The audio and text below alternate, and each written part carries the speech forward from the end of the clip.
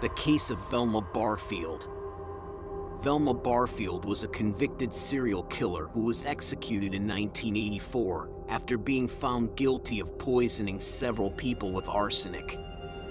Born in 1932 in South Carolina, Barfield grew up in a religious family but had a difficult childhood. She married at a young age and had 2 children, but her husband was physically abusive and she turned to drugs to cope. In the 1970s, Barfield became a nurse's aide and began caring for elderly and sick people. However, she also began stealing from them and using their credit cards and checkbooks to support her drug addiction.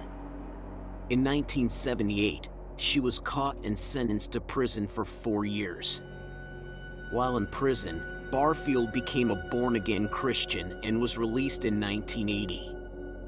She then went to work for a family as a live-in housekeeper and caregiver. However, she continued to steal from the family and began poisoning them with arsenic. Over the course of several months, Barfield killed 3 members of the family, Dolly Edwards, who had hired her, and 2 of Edwards' elderly relatives. In 1984, Barfield's boyfriend, Stuart Taylor, became ill and died after drinking a beer that she had poisoned with arsenic. An autopsy revealed the presence of the poison, and Barfield was arrested and charged with Taylor's murder. During the investigation, she also confessed to killing her mother with arsenic in 1978. At her trial, Barfield pleaded guilty to killing Taylor and was sentenced to death.